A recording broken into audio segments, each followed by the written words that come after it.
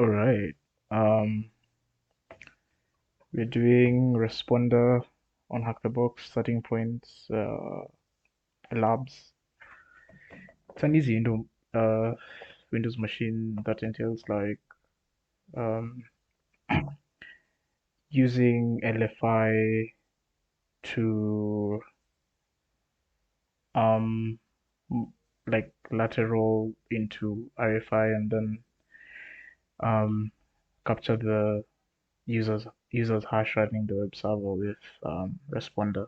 So yep, that's basically it. So I'm going to cheat. I'm going to do the CTF way and I'm going to do okay, I'll do the CTF way later, but I'm going to do the actual way, then I'll cheat. Yep.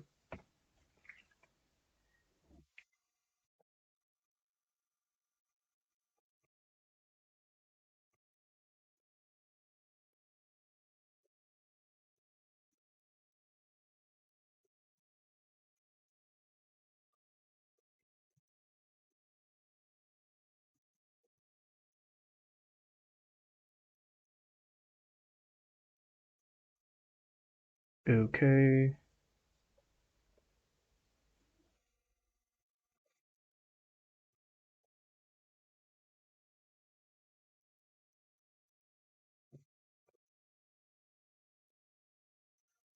Let me first connect to HackTheBox starting points using the VPN. Awesome. Then go to HackTheBox.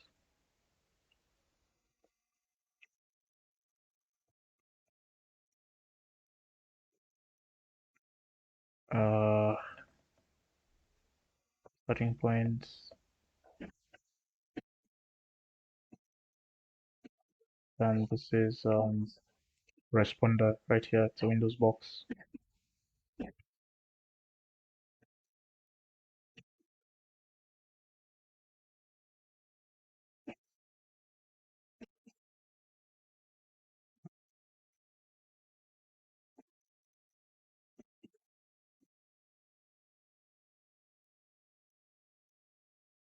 Running the instance, and then when we get the IP, the first thing we'll do is run a port scan. Let me see what's the best way to do this. Like this.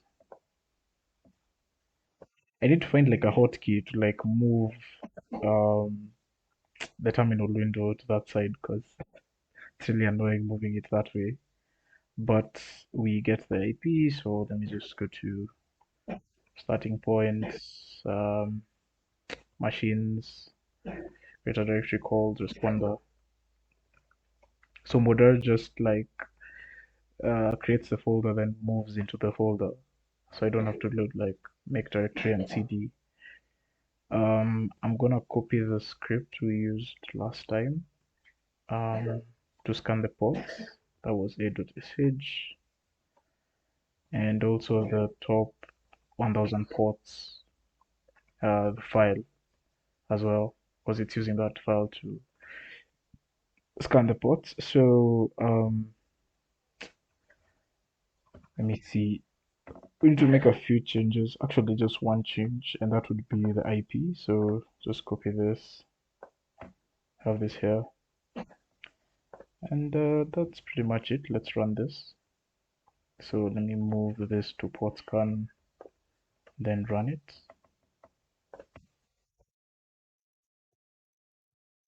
So it says port 80 open. Any other port open in the top 1000 ports. If you weren't here the last time, I'm using this bash script just because starting point machines are kinda whack and using nmap just breaks the box, which is hilarious, but yeah, we just have to deal with it.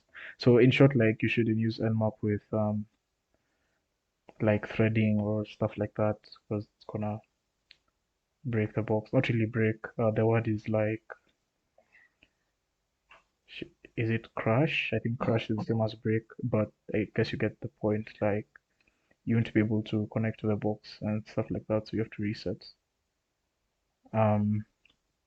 Another thing you notice is this: the purpose of this script is to use threading, but in a very clean way. But the thing is, you can see like it's taking a while to scan the ports. So the thing we need to do here, if you do nc-h, we need to add this dash w and just say when it takes longer than a second to connect back, then just move to the next port.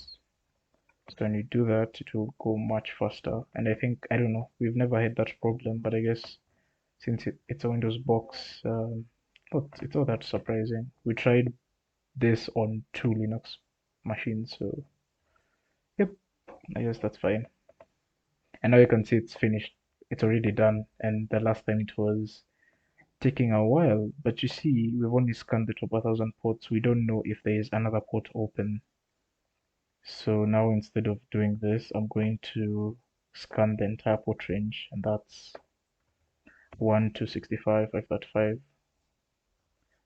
And yeah, let's see what ports are open in the entire port range.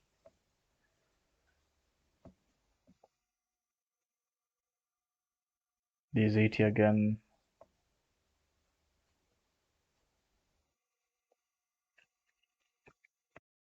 Shouldn't take long though. There's WinRM. This is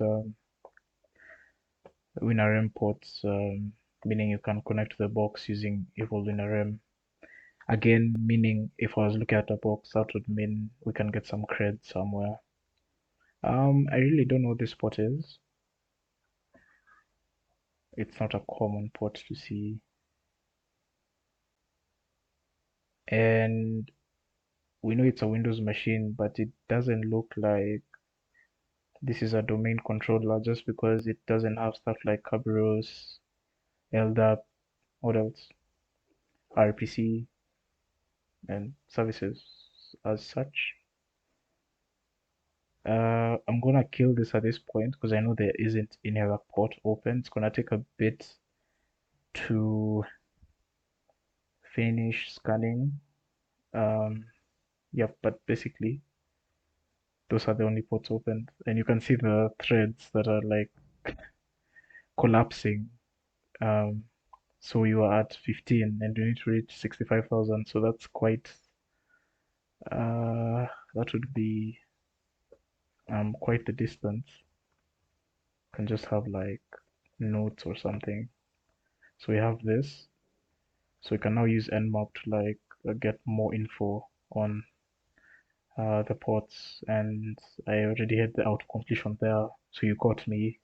I tried the box right before I presented it. But anyway, so basically now we're specifying the ports and we're trying to enumerate more data like version detection and using default scripts to find like um, the service running on each of these ports. We know it is HTTP. This is WinRM, and this I have no idea what it is, so just run that. And also, oops, we could output this to a file though, just for note keeping. Yep, okay. Wrong password. Thank you. Oh, don't tell me it's wrong again. This always happens. All right.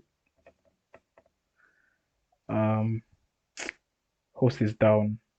Oh, because I'm using a different IP. I thought the starting point machine IPs were the same for some reason, but it's not the case. So let me just change the IP. So the reason this will run faster than doing the port scan is because it already knows the ports that are open. So it says 80 open, this open, and 5985 open. So now what it's doing is just doing the service scan now using the default scripts.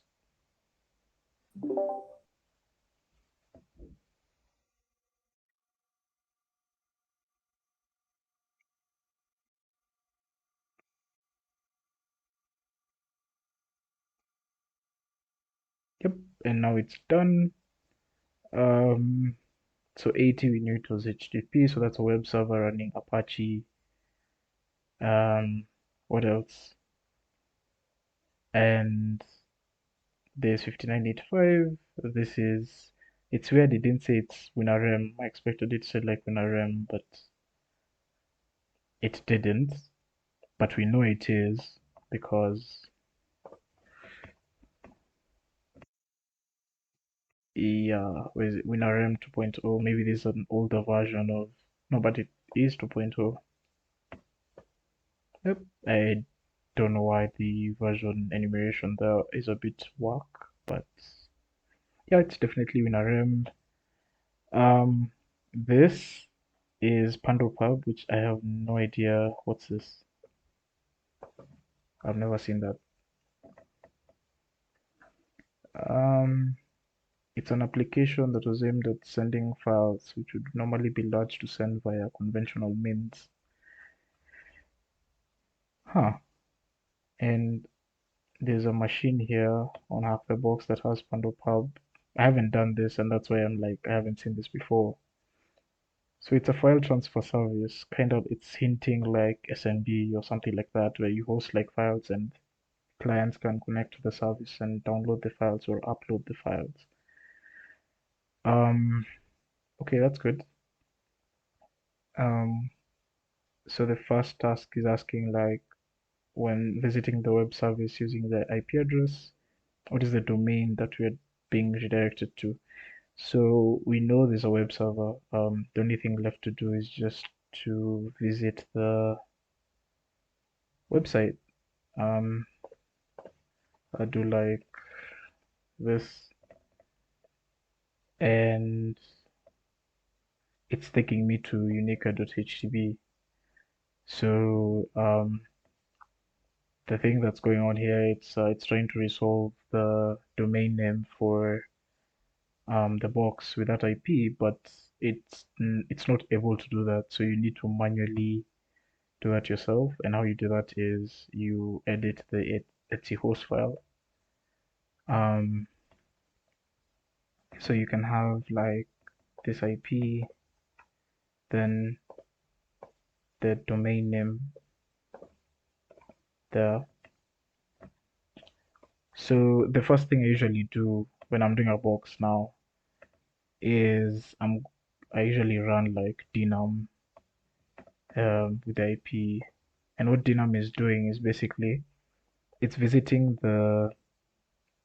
um, the the website running on the box, and then it's greping for anything that has .htb, meaning that's a domain, right? And then with that, it's gonna try to like enumerate for vhosts with this domain for for instance. So like um, I guess I should just run this and then you see like what it's doing. So you see like it found the domain unica.htp, then now it's trying to fuzz for other subdomains that have unica.htp, but it's not gonna find anything in this case. But that's what I usually do. Maybe I could show you like what it's doing. Um, so Dinam, it's just doing a curl on the website using the IP. So what's the IP here in this case? Let me see. It's Unica or it's I have no idea. Let me just cut. Okay. So like this. So this grep is just looking for anything that is in ASCII, the uppercase or lowercase, and then a .htb right after that. And it's doing a unique just because I wouldn't want to fuzz a domain um, in this manner. So we have like if we had like dev.unica.htb, and this is what it finds first on the website. So I wouldn't want to fuzz like this because this would be incorrect. We need to fuzz right here. So the thing is, this is gonna grab anything that is unique, and actually, actually, yeah, that's actually interesting. So yeah, the command literally just grabs anything that is unique. It doesn't take duplicates. Then after that, it comes to my point where it doesn't want to pick something that is complete, like a subdomain like this. It wants to grab the main domain and you know fuzz using that. So after doing unique, it does sort dash n. So that's gonna sort with the what am I gonna say? It's like smallest to largest. So in that order, the smallest in this case, if we have like, let me do like blog.unica htb, then what else can we have here? Admin.unica.htb, and then we have unica.htb. It's gonna have this as the first thing, then maybe this, and then this, and then this. So in that order, because this is what I wanna fuzz, and it's gonna pick the very first thing. So in this case, this. So that's basically what it's doing, and then it's now using faf to do the whatever the subdomain enumeration. So taxi is just for color. I like seeing colors. AC is auto calibration, meaning like it's gonna do like auto filtering stuff. If it says like it's trying to fuzz something and there are a bunch of responses coming back and all of them, let's say like are a dead end, it's just gonna filter that by like on its own and then um, have the IP there. Then here's where it's doing like the fuzzing of the subdomain. So it's having a header and it's saying like hosts and fuzz and then whatever it grabs here. So it's using this as a variable here. So in this case, the domain it found it as unica.htb, right? So it's gonna have fuzz.unica.htb. Then the word list, it's using the subdomains top 1 million word list from seclist. So yep, and looking at this, yeah, it has 20,000 lines. There's a bigger one, I think, but normally just go with this one. So this is what's discovery DNS, and then yeah, so this is the biggest one, and then this is just like the second largest, and that's the smallest. So yep. Um. So in short, I've never had any problems with the results from this word list. They're pretty much accurate. Then here it's just threading and yeah, basically threading. And then dash R is, follow redirections and, outputs everything to a file.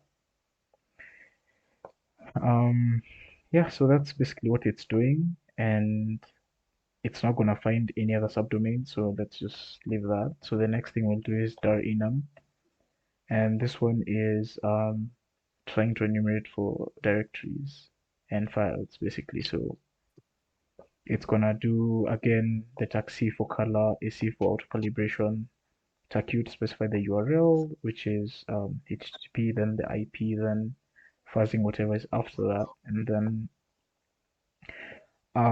the word list, and it's using wrapped small words from seclist, and yeah, that's pretty much it. Threading and then follow redirections and then output of file.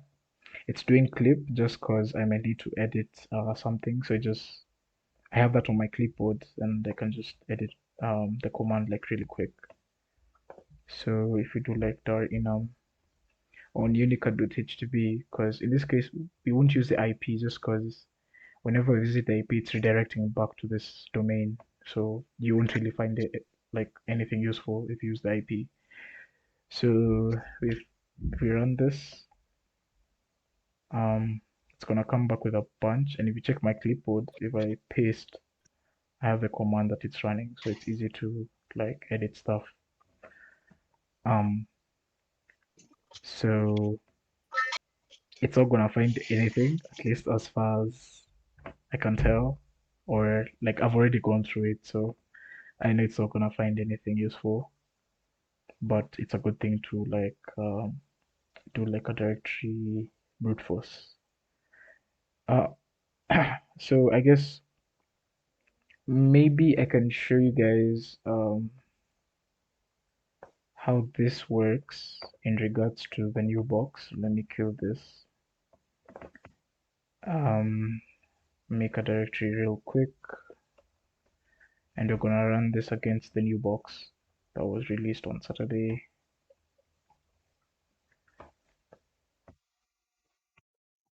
So if I run what's the IP of the box? Oh, it was 1010 this 11184. If I run this, actually I need to start with dnum because we're trying to look for the domain and then enumerate subdomains. So if I run that, you see it automatically gets rainycloud.htb, and then immediately it finds a subdomain called dev.rainycloud.htb. So that was uh, that was quite fast. Then the next thing now that I do is use dar enum, and like this box, this one required you to like um, add the domain to etc-host so that you can fuzz for directories and stuff, because it also redirects to this domain. Um, yep. So if I do dar enum, see like it finds directories really quick. This register, login, logout, API, new, and stuff. So yeah, those are the small sort of like automations and stuff that you could do um, that really come in handy. And that's when I realized like I would have gotten blood on that box if I just did it when it was released. Anyway, um, so we are back to responder, and we need to answer a few questions here. Should I go back to, okay, looks good.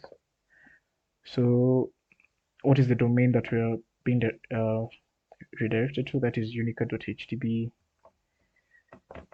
Um, what scripting language is being used on the server to generate web pages? Uh, I have no idea. Let's visit the web server first. Scripting language. I believe that's PHP, according to what I'm seeing from Opalizer. It's an extension to like show like the backend. I think backend and frontend. Whatever language is running on our web server, and it's already telling us it's a Windows system. I think that would be PHP. I'm not really sure. Oops. So PHP. I clicked on hint. Let's see. Yep, that's the scripting language. What was the hint though? Can I check the hint? No, I can't. What is the name of the URL parameter which is used to load different language versions of the web page? Um, in this case, we need to like go through the website. So like home, about, there's really nothing. Services, works, prices, contacts. If I'm doing a box, I would like launch Bob Suite and check this request because normally in message we have like XSS potential, like attack vector or something else of a sort. So what's this talking about again? Load different language versions. So in this case, we are in English. Let's do French. And you can see it's doing a file include where in order for it to change the language on the website, it's including this French.html file, meaning if it's English, even if you're not being shown, it should be like English.html. If I'm not wrong, if it's DE, that's German, it's doing an include for German.html. So that's interesting. And now we can answer this. The parameter here in this case is page. So it's saying page equals to. So If it's in French, it's saying page equals to French.html. If it's German, it's saying page equals to German.html. Yeah, so that's the parameter. And now the next thing where this is hinting is like LFI. So normally on a Linux box, I'd come here and do like go back a few times and do like etc pass wd, but in this case this is a Windows machine and it wouldn't really have that. But the thing we could do is break this page and see the response we get. So I'm gonna do John Collins is dumb, and it's doing an include of the file John Collins is dumb, which doesn't exist because in this case it says no such file. And it errors out and said uh, failed opening this file. And the thing is, it's showing the directory that we're in, so that's very interesting. The thing I want to do is try read. There's someone who is mm, unmuted, and it's really annoying if that person could mute. Anyway, um, it's doing a file include, yeah. So can I try read French.html, for example? Just because I know the directory. So if this is index.php, um, that means that's the default. So like if I get rid of this, that's the default page, yeah. And since I know the path, then it's easy to read that file. So again, I need to break it. So I do like equal to etipass wd and have my notes here. So this is the path. So basically what I'm gonna do is go back, like way back.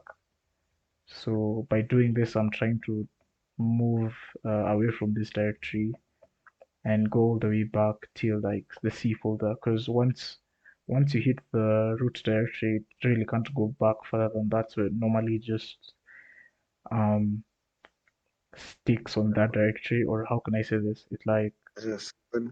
just defaults to like that directory. So in this case, I've gone back like 5 times. So that's like HTDocs, then this. So it has already hit the root directory.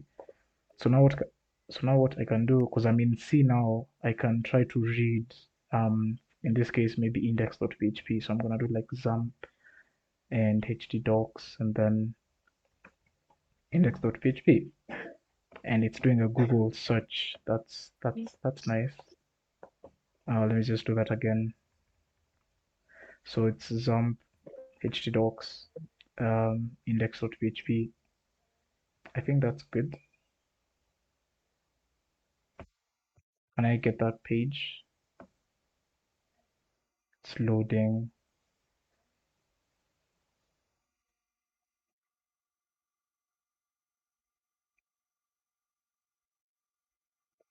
Let's take a bit of time.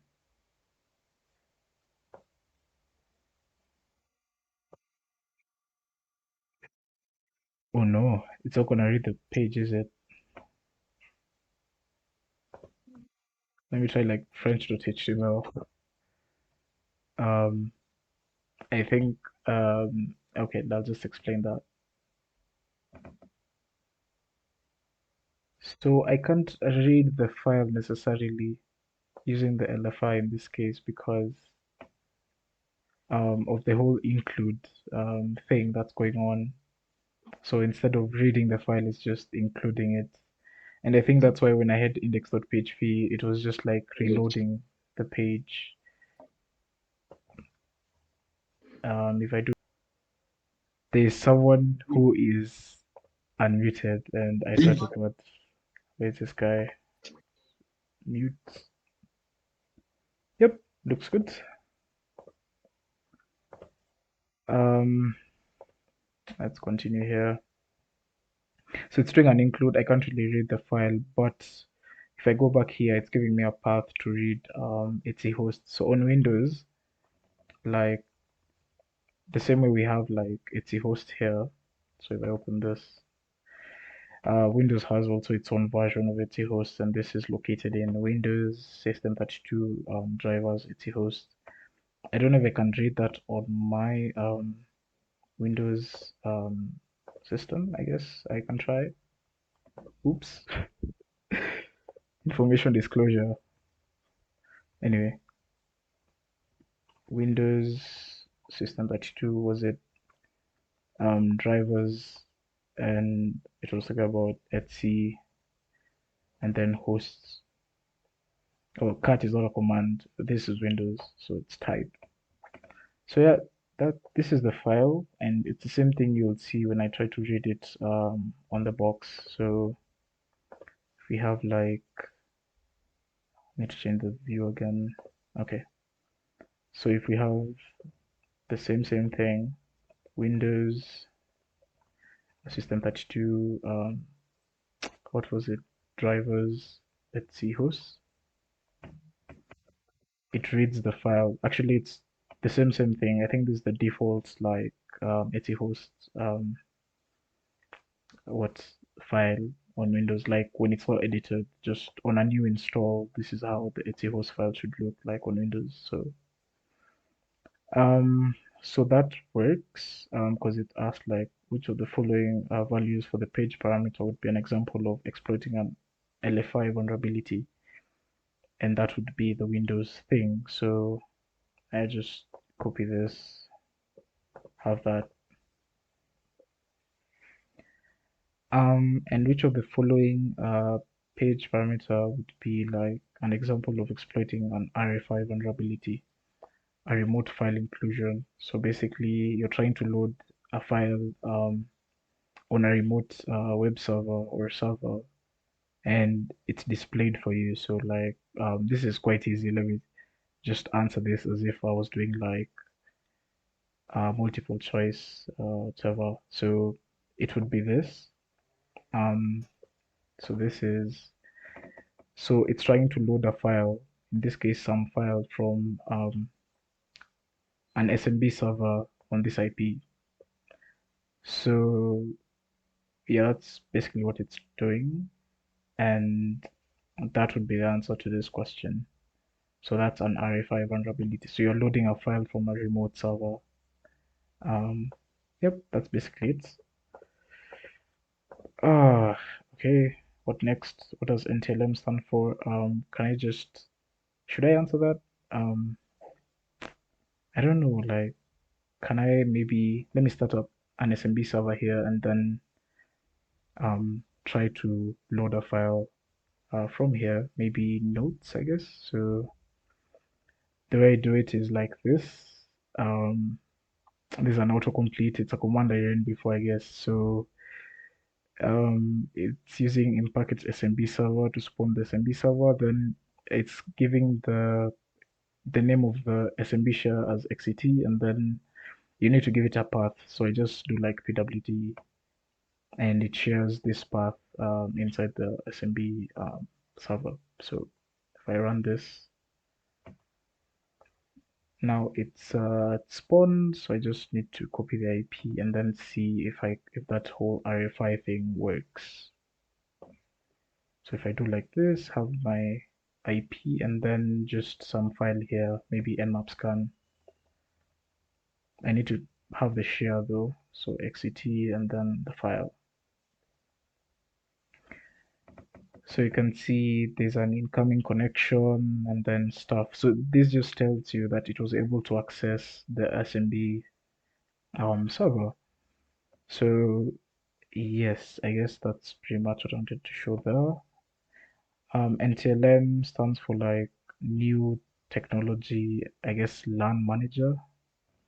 So actually, it's more like Windows new technology LAN manager because it only runs on Windows, and it's a completely work sort of authentication protocol. Because how this works is there's like a challenge response. My goodness, one sec. Well, okay. I'm back. Sorry about that. So I even like disrupted my what's it what's it called? Anyway, so what was I saying? It was able to like access the SMB server, right? So let's go to the next question. It's saying which flag do we use in the responder utility to specify the network interface? So responder is a tool. Wait. I was explaining NTLM, wasn't I? Yes, I was. Sorry. Um, so I was saying NTLM is work because first of all, it's vulnerable. Um, and how it works is it uses like a challenge response sort of authentication method where a client is trying to access a certain service on the domain controller or Active Directory, you know, um, what's it called? Domain per se. And, you know, it tries to, so it sends a challenge. In most cases, it's a mathematical operation. And um, what happens is the client sends along the authentication token and it's supposed to like answer or solve the mathematical problem.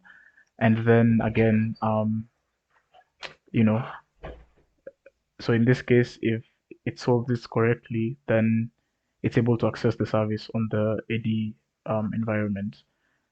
So the reason why I'm saying it's vulnerable is because since it's sending along the authentication token, what responder does is like it sits in the middle where now it's pretending to be the SMB server, and in this case the client. And when we're trying to like reach some SMB server, what it does is it will capture the authentication token being passed through, and that's how we'll you know like get some user's hash or something like that. Um, it's vulnerable to like pass the hash attack and brute force attacks and so on and so on. So yeah, if you're ever in an AD environment and you discover this is the case, then it's very easy to like capture hashes and stuff like that. Maybe say true. Yep. I thought someone was asking a question. I had DC. So anyway, um, so the flag would be dash I and it's dash capital I like this. Um, and I guess I should show you. So if I locate responder, I guess I could just run it. So like sudo responder dash dash help. So dash I specifies the network interface. But my terminal is work.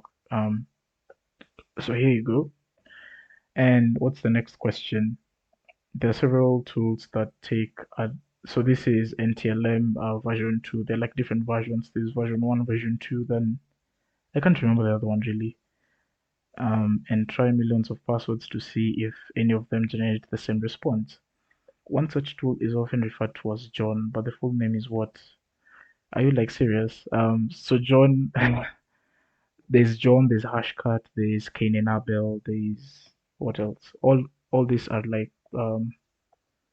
password cracking tools. So like give them a hash or something that's encrypted, and they try to like get the plain text password off that. So this is just asking like the full name of John, not me, John, John the tool. So it's John the Reaper. Um, and now I guess we need to play with responder now because the next question is asking like for a password. So first thing about responder, you need to run it as root. So you run it with sudo, and you need to specify the interface. Of course, in this case, it will be turn zero because I'm trying to like capture the hash of the user running on this web server, and the interface that's running here is turn zero, aka I'm connected to the VPN, so turn zero. Um, what else? I guess dash V maybe to um do like see things in verbose. So let's see. You see this? It's saying error starting TCP server on port 445. You know why? Because I started an SMB server myself, and like just to see whether RFI was, you know, working or doable on the box. So I can just close this and then run this again, I guess. So let's see, let's scroll up, and you can see the servers. SMB server is one of them that is being spawned, and that's what I was saying. Like it's gonna act as an SMB, as an actual SMB server. And you see, the thing with Windows is that it likes like single sign-ons and auto authentication. So it's trying to authenticate on my SMB server, and then what Responder will do is just capture the hash of whatever user is trying to authenticate, meaning the user running on this web server is the user who's trying to authenticate on, you know, my SMB server. I hope that makes sense. Um, if it doesn't, there are resources available to, you know, learn this stuff. But basically, I give it my IP, right? And that should be pretty much it.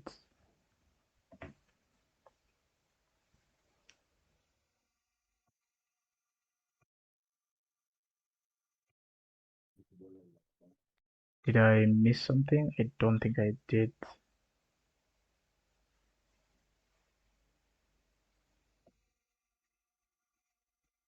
Maybe it's gonna just take a bit to spawn back or send the hash. I feel like I missed something. I don't know. Doesn't take. So okay, sometimes it does take a while, but in this case, I'm not really sure if it's supposed to take this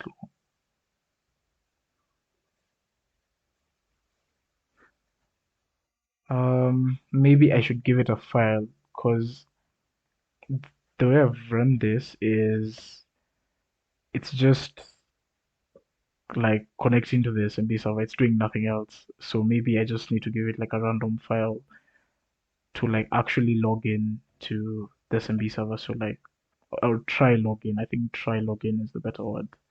So I'm just gonna have John Collins' DOM once again. Um, then have this. Awesome. So now you can see we get the admin's hash. So yes, I felt like there's something I was missing because it was taking a while. But basically, just what's the word? Giving it some like a bit of nudge, telling it to try connect to the SMB server. And while you're doing that, send me the hash of the user you're trying to authenticate as. So SMB is really bad in that sense. Um, so what? Maybe admin hash, and you can just crack this with John just on the fly. So you just have like John word list equals to like row q, and then give it the hash. So in this case, admin hash, and it should. Oh, that was fast. That was like really fast. So the password is badminton to the. I mean for the administrator user. Um. So what is the password? Badminton. So I think I should kind of try to explain this a little further. Just not really. I'm just trying to like make it make sense a little bit more. We've spawned the SMB server. So like if I try reach my SMB server again like this, I think it should is this okay? That looks good. So you see how like it's saying, incoming connection, closing connection, remaining connections, which is showing like it has accessed the SMB server. A responder in this case, what it's doing, you remember the challenge respond thing I was talking about. So responder is intelligent in the sense that it's gonna solve the what the challenge, and then the SMB server is gonna like send over I mean the user is gonna send over his authentication um to the SMB server running on responder. Yes, I guess that makes sense. And we can go on, and it's asking we'll use a Windows service to access the responder machine. So what port TCP does it listen on? This was WinRM, the one I was talking about, and this one running on port 5985. This one helps you access a box, like log into a box using Evolve WinRM, and that's like a tool, to log into the box with this port. I have no idea what I'm saying, but yeah, that's basically it. So have this and submit the root flag. So we need to log into the box now, right? So I'll just have evolve WinRM, and you give it the IP like this -I. For some reason, I thought it was raining, but the thing is, my fan is like really what's the word? Whatever. Yeah, that one. So user is administrator and password is badminton.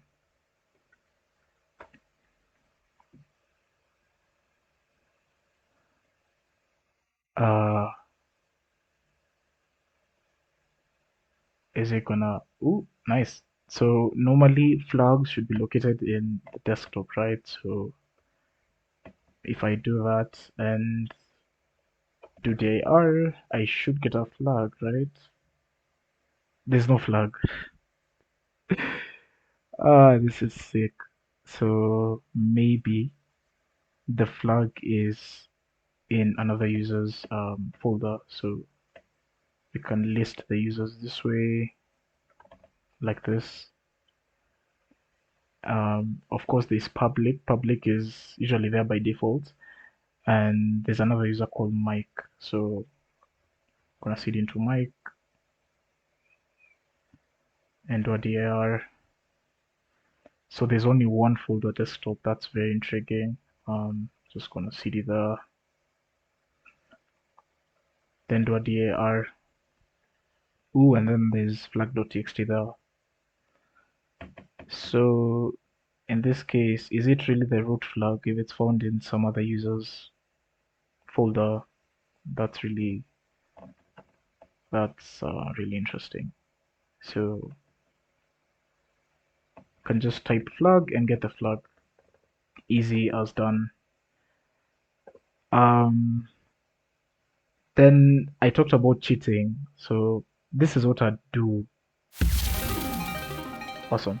So this is what I'd do if oh no! Now that I've submitted the flag, like the box is no longer spawned. One sec, let me respawn it and show you how I'd cheat. I could cheat using FUF. I could cheat using a simple Python script. Yes. Okay. Waiting for it to respawn.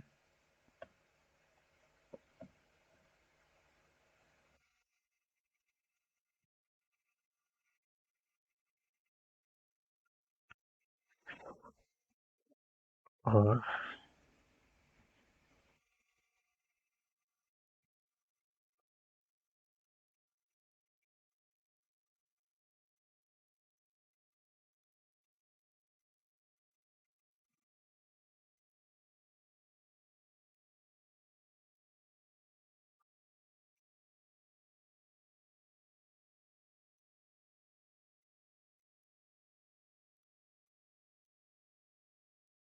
so we got the IP. Um, okay. So remember where the flag was, right? It was in C users mic desktop flag.txt. Now, if I knew very well, in a CTF, like, you're told, find flag.txt. And I knew like, okay, there's a flag.txt somewhere. And remember, we had an LFI vulnerability here. Where is it? Should I? Yeah, I guess this is okay. Let me just remove this. We had an LFI vulnerability here, so I know the path to the flag. Wait, wait, assume I didn't know the path. I'm just saying, okay, let's first, okay, we know the path to the flag. Let's just start with that first. Um, if we go back like this, we reach C, right? And then we come to, what am I doing? So users my desktop flag.txt. We should get the flag, right? Because we know that's the directory where the flag is. Um, let's see if we get it. Oh my god. Let's see. Again, flag, flag, no flag. It's like a bit. Are you like trying to consider if you wanna give me the flag? What? Or is it because the IP changed? Probably. Maybe that's it. Let's just change the IP pointing to the domain. It has changed, yes, actually. So let's do this again.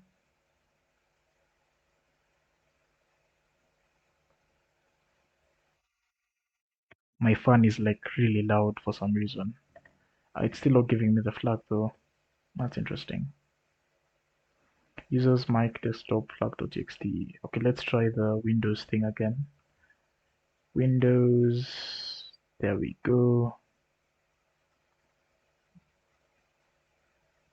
It's still not giving me the flag though. I mean, that's interesting. This is the IP. Can I?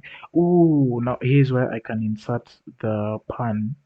So we had the CA Cyberrise hackathon last week, and some dude told us that finger is used to establish whether the IP is you know reachable on the network, right? So there were two options. There was ping and there was finger. And this guy, he said, with my 15 years of experience, I'd go with finger. Okay, then let's use finger in this case. So I want to see whether I can reach this IP. So I'll just do finger and like this. Ooh, it's live, but it's funny because I can't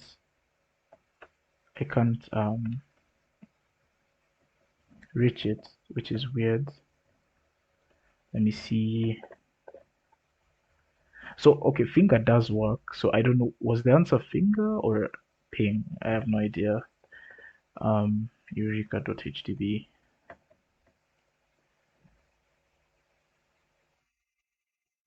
The box has decided.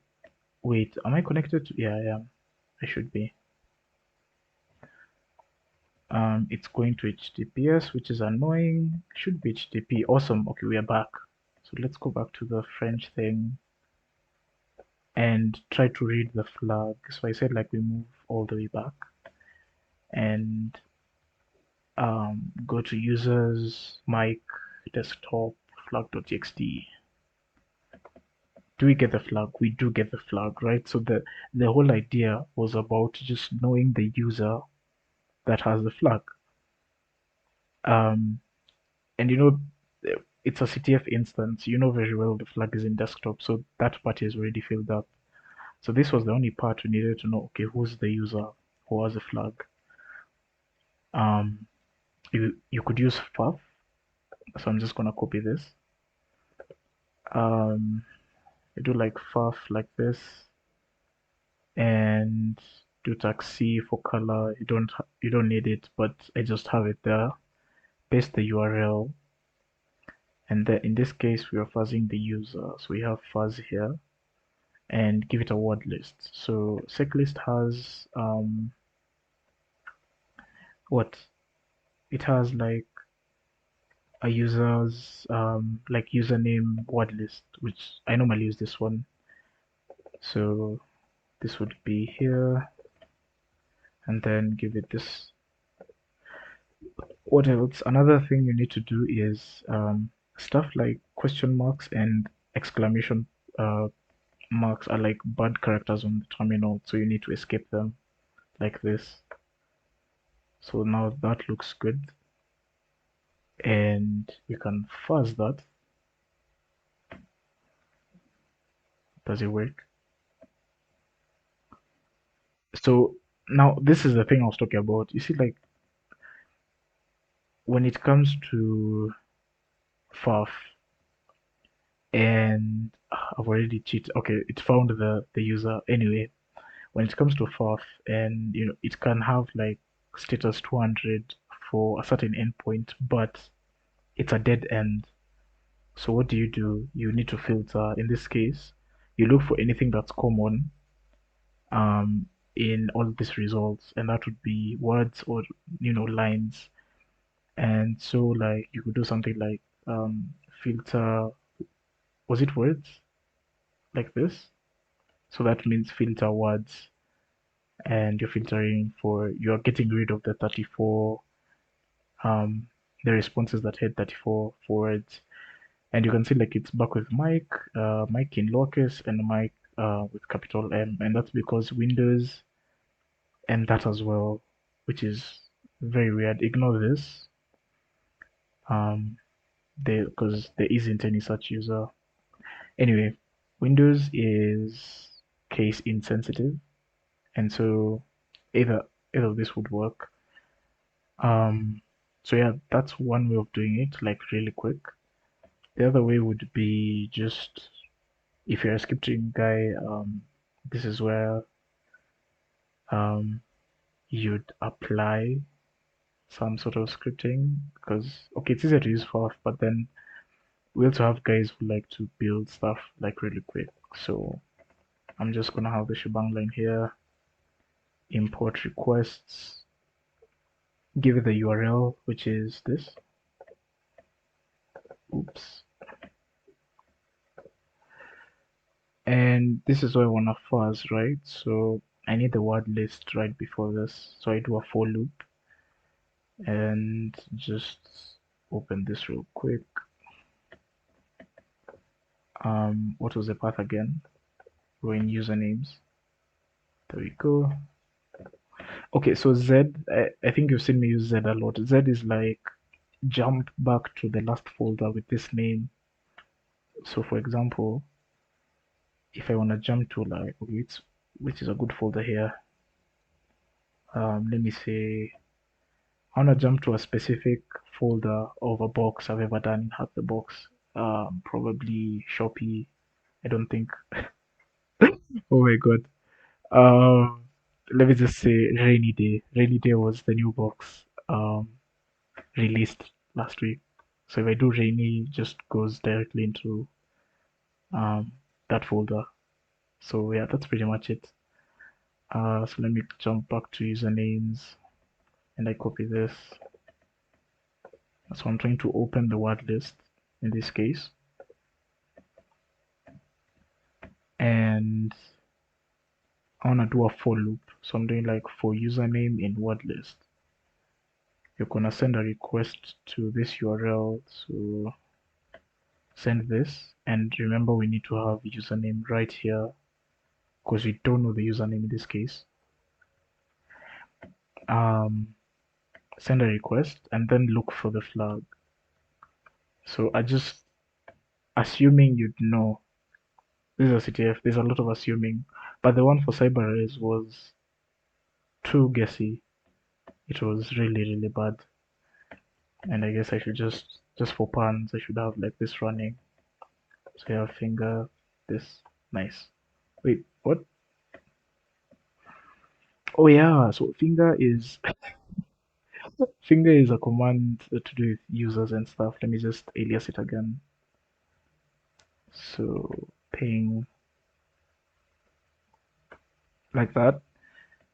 Um, so what are we doing again? We are trying to look for the flag. So flag would be we're using regex here to look for a hex string, not really a hex string, but this sort of pattern.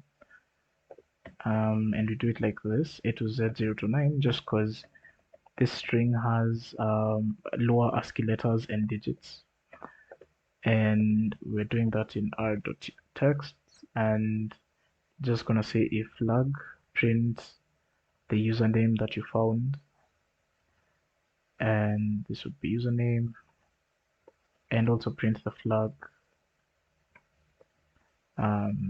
there, and just exit or break. I think break is a good one. So that's pretty much it. Let me kill this for now and run the script and see whether it comes back with mic and the flag. Oh, that's really bad. That's really, really bad. So I need to have 0 there. It comes back with info. That's ridiculous. Info and the flag is B. What the hell is going on here? For username in word list, passing in the username, sending the request, looking for the flag. This is so weird.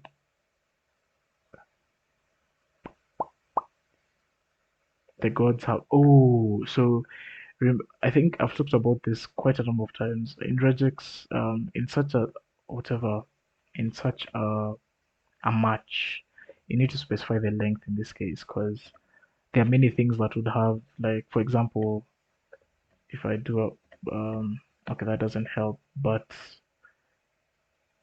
it's basically what it was doing was it's going to the normal page. What am I doing now? Let's just go to the normal page and I prove my point here. It's looking for a string that has letters and digits because we hadn't specified the length. I don't know what that would be though. Um, I don't know. Do we have, yeah, something like this? Basic one page because it has a digit here, so it's doing something like that. So it's not really efficient if you don't specify the length. But you know, like MD5 is 32 characters long, so that's easy. That's an easy guess. Let's see if it comes back with the right thing. No. We need to do like error handling because if it doesn't find the flag, what should it do? Just like tell it to ignore that. So in this case, I'm gonna do a try and accept a basic, really basic error handling. I did try with a semicolon. That's embarrassing. Do we get anything back?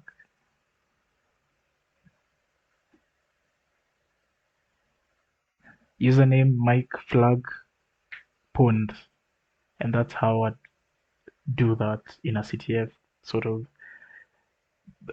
environment. So yeah, that's pretty much it.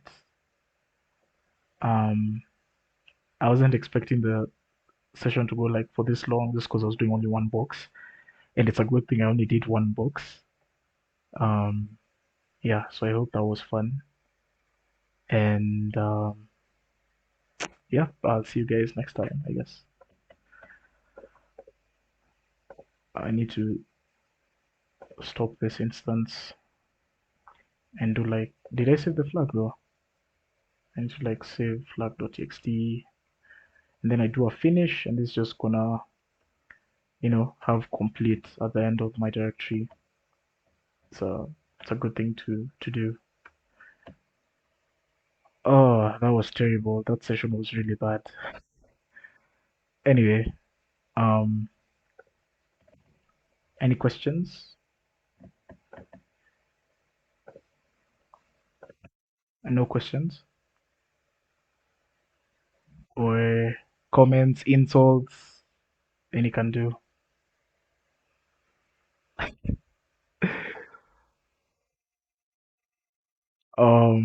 Should I check the chat? Is there anything going on? Phrase isn't here. Phrase is stuck in traffic, to be honest. John. Yeah, hi.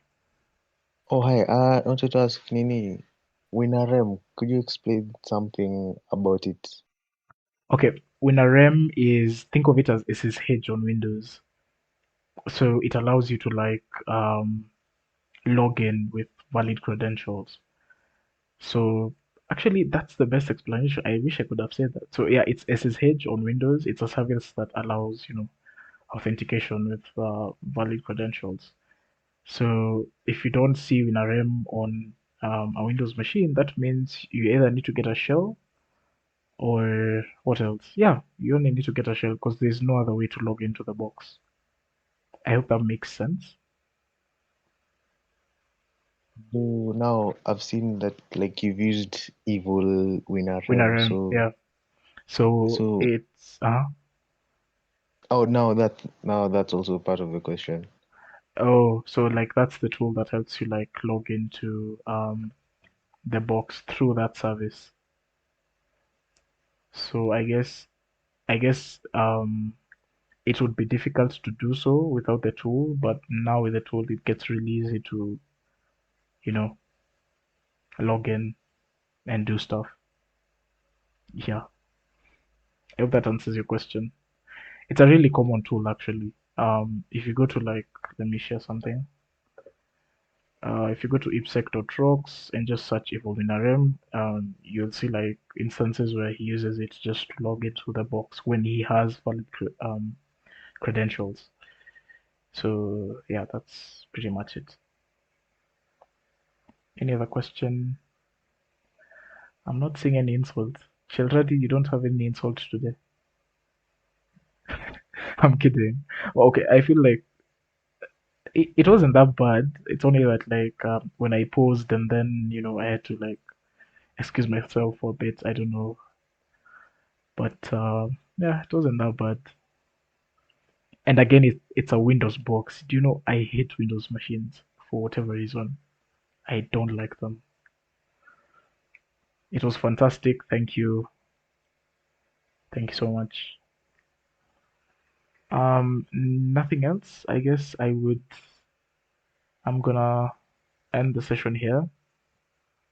Um, yeah. Oh wait, John. Uh-huh.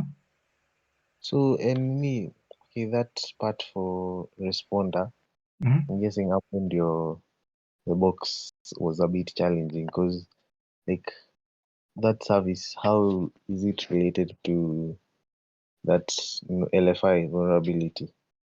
So there were two things, and when I was starting the like when I was starting what when I was starting to do the machine, I said there's gonna be LFI and RFI.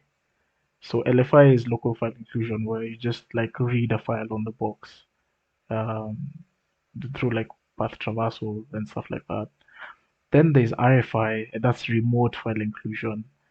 So basically, the first thing we did was to test whether it could reach our SMB server, and we did, the slash slash. That sounds so bad. The double forward slash, and then our IP, and then another slash, and then a file that doesn't exist, just to see whether it's gonna try to read in that file from our SMB server. And then we got a connection back. So that means it's like doing an NC NVL, NLVP on some port and then seeing whether our web server hits back to you. So in this case, we saw that it was reaching to, our SMB server. So the next thing to do, sir, was to use responder, because you see the thing about responder is it spawns its own SMB server, just like we did. The only difference is it's using the SMB server to trick the web server into trying to authenticate on its own web server.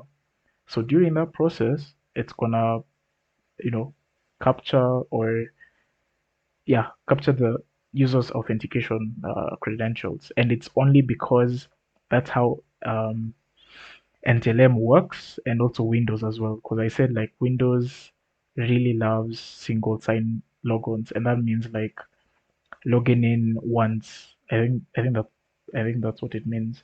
So basically, as the user is trying to authenticate on the SMB server, responder is capturing the credentials it's using to authenticate with. So that's how responder like got into the story, or yeah, I guess.